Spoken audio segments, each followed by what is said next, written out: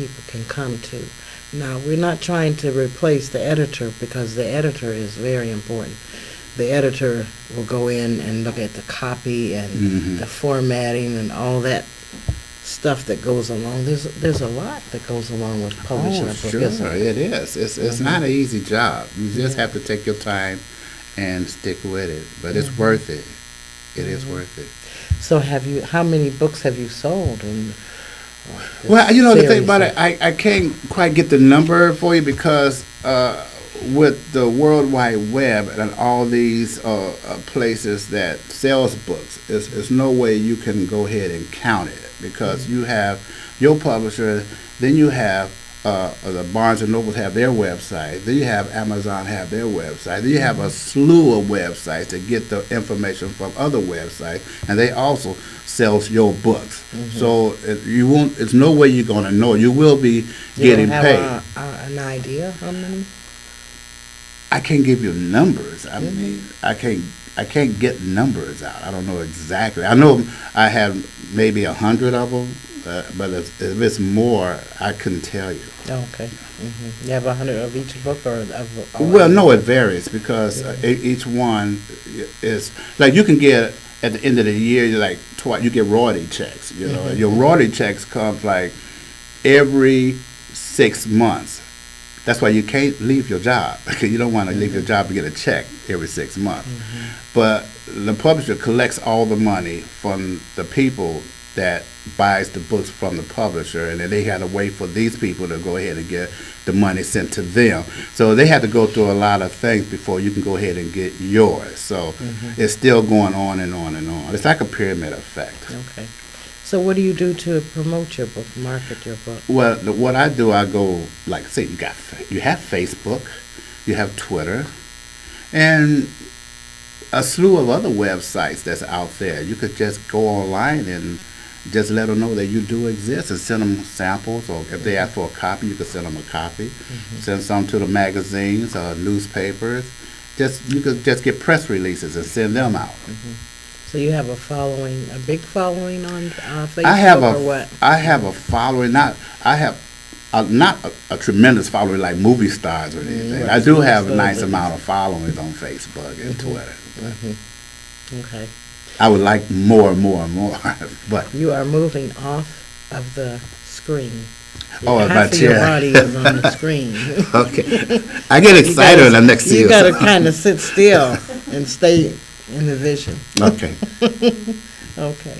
Is that okay, everybody? Okay. So what else do you want the audience to know about your writing, your book? Well, I want everybody to know that like my books is multicultural.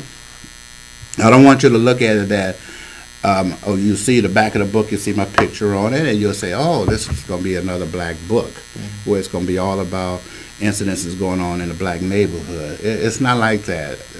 My stories are like Star Trek, Star Wars, things of that. We have multicultural because the things that happen around the world is happening to every culture. It's not just happening to one culture. I like to be able to create abilities that humans can acquire. You used to see Superman and the Fantastic Four, the Green Lantern. I like to create what if they were of different cultures? What if the Fantastic Four was black, Asian, Latino, all of them different cultures, but they all have their own abilities. I want to create a character that you can relate with. Like, what if you was in a black neighborhood and all of a sudden doing a construction site, you was playing at a construction site and you find something that was laying there that was buried somewhere like 100,000 years ago. Like right now, we throw away guns that we use, and we don't want to go ahead and be known that you use it the wrong way. 10,000 years from now, a gun is found by somebody that's not that intelligent, but they don't know what it is. So what if thousands and thousands of years ago, you hear about ancient aliens, people that built the pyramids, where are they now? Suppose they had weapons at that time, and the weapons is buried under the sand. Now we're in the year 2014, somebody finds one of them weapons, and you just happen to be black or Latino or Chinese or Indian. You see this weapon, and you know that you're picking this weapon up. You don't even know it's a weapon. but you see something glowing, flashing or beeping. You pick it up, you take it home. What am I going to do with this? What is this? So then you fiddle around with it, and all of a sudden this thing, this so-called instrument, does something out of the ordinary. You realize it does something to you. Mm-hmm. Now it creates abilities that you now have that's far beyond the abilities of normal man. How would you handle that? Well, the first thing you look at is, well, if I'm in a bad neighborhood, maybe I can go ahead and fight off all the gangs.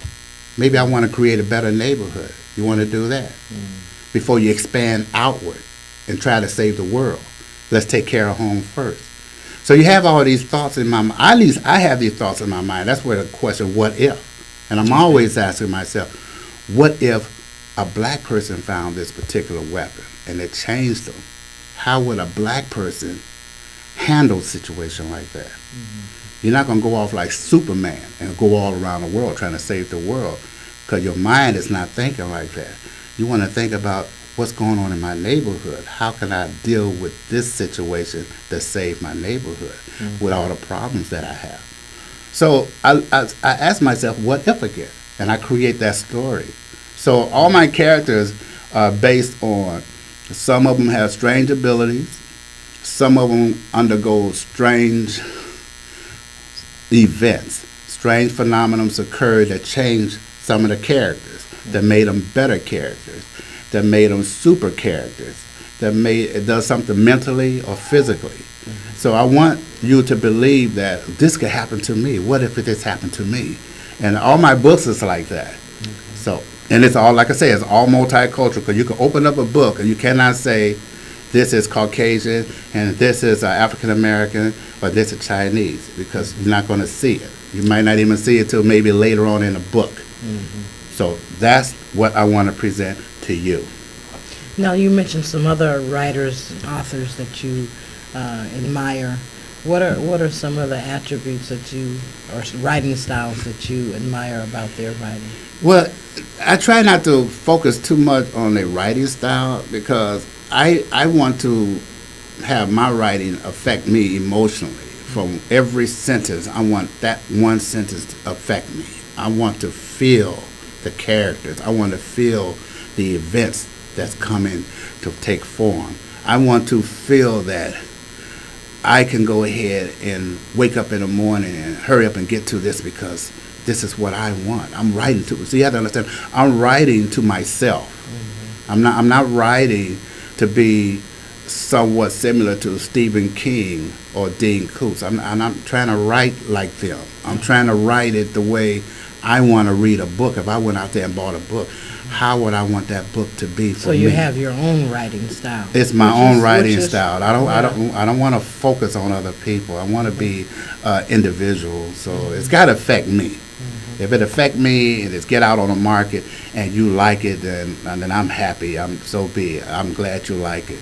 But I have to like it first. Okay, good. I think it's about time for a commercial break. So we'll break for a commercial, and then when we come back, you'll read something from I'll your be book. glad to. Okay. Sure. Okay. We'll be right back. 114th Infantry Company, Iraq. The memories are all blurred. I don't know what's wrong with me. The words, they're hard to find. I came back a different person. I wonder if she's better off without me. You just feel alone. You gave all to the cause of freedom. Now it's our turn to give our all to you. It's free and totally confidential. Reach us at operationnotforgotten.com. We are here. Okay, I'm going to set this scene up for you. It's going to take place inside of a Catholic church. And we have three characters. One name is Jody. She's possessed. One name is Father Borak Jelinski. Now, he's a Catholic priest, and a third character, he's a plumber. His name is Brent. And this is how this story begins. Chapter 27. Father Jelinski was putting Bibles on the benches for Sunday services. The church was empty. It just happens to be Saturday afternoon. Nothing was scheduled. He was facing away from the front door of the church. As he was finishing up the last bench, he felt a tingle on the back of his neck. He turned around. "Can I be of service to you? Do you need to make a confession?" The figure just stood there. Father Jelinski started walking closer to the figure. He recognized it. "Jody? Come in, child. I thought that something had happened to you. Your mother was so worried." Jody walked towards Father Jelinski. "Is everything all right, child?" Jody did not answer. She just kept walking slowly towards him. When she was within arm's distance, she grabbed Father Jelinski's arms and squeezed them up against his body. "Jody, what are you doing? Let me go." Jody lifted Father Jelinski off of the floor. "Put me down, Jody. What's wrong with you?" Jody pulled Father Jelinski closer to her. She opened up her mouth to show canine teeth. "Stop, Jody." Jody had opened up her mouth and something green was slithering out. "Jody, no." Father Jelinski struggled to get free, but it was no use. The thing that was hanging from the Jody creature's mouth started to stretch towards Father Jelinski. It had made its way to Father Jelinski's mouth. Father Jelinski tried to tighten up his mouth, but the Jody creature started squeezing him, forcing him to gasp for air. Once he opened his mouth, the creature started slithering inside of it, then down his throat. Father Jelinski shivered for a while, and then he stopped. He finally understood. The Jody creature had released its grip on Father Jelinski. Father Jelinski walked slowly away. The Jody creature turned and walked out of the church. Father Jelinski walked towards the back of the church and sat down. He waited. Brent, the janitor, came inside of the church. "Father Jelinski? It's me, Brent. I came to finish up with the plumbing. Are you there?" Father Jelinski heard Brent. He stood up from the chair. Brent didn't see him. "I'll just make my way down to the basement, okay? My tools are already down there." Brent opened up the door that led to the basement. He went downstairs. He walked over to the washroom. His tool case was still on the floor next to the sink. He bent down to crawl under the sink to start working on the plumbing. Father Jelinski started walking towards the door that led to the basement.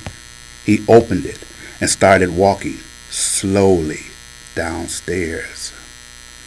He heard some knocking sounds coming from the washroom. He walked towards the sound. He opened the door to see Brent on his back, hammering away at the pipe. Father Jelinski, he walked slowly towards Brent. Brent heard the sounds of footsteps. "Is that you, Father?" There was no sound. Brent raised his head to see 2 legs just standing there. "Is everything okay, Father?"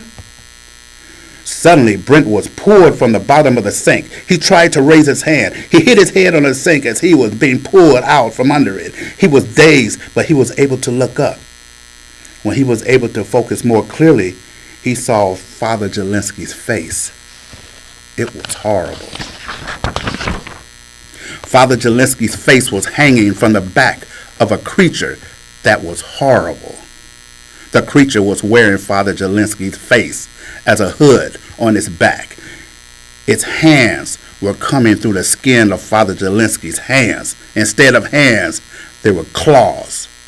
The creature's mouth was dripping saliva. Brent started screaming as the creature clawed at him. It swiped at Brent's face, tearing off half of it. Brent gurgled because blood was going down his throat. The creature bent down and bit Brent on the neck. It bit off half of it. Brent's head just tilted backwards because it had no neck muscles holding it up. He went limp as the creature gorged on him. A huge blood puddle was forming on the floor. and the creature kept gorging on Brent.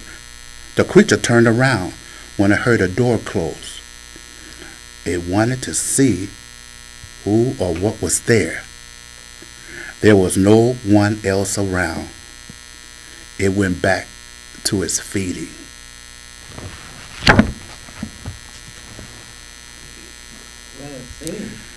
That is just a sample of 1,000 more things that's happening in this book. And every page is a page turner. Can you read from the first chapter?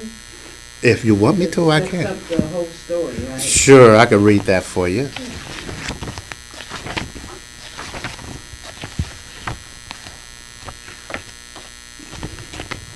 Chapter 1, as requested. The sighting. A ball of light darts across the horizon, breaking through the clouds, leaving a long fiery tail. People who have cameras took pictures of it. Some think it's a meteorite.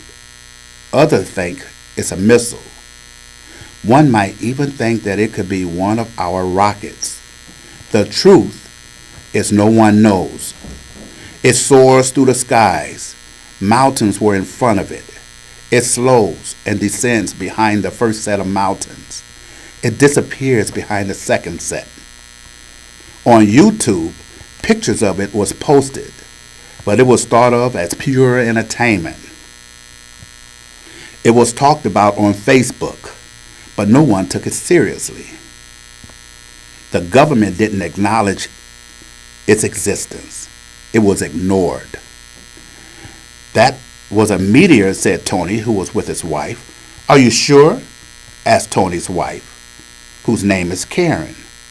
Sure, I'm sure. Then if that was a meteor, how come it didn't burn up in the atmosphere? So what do you think it is? It was one of our military aircraft. You know we have high-tech planes now. Yeah, I know, but I don't believe we have anything like that. You should keep an open mind about what we do have and what we don't have when it comes to our aircraft. Okay, Karen, you win.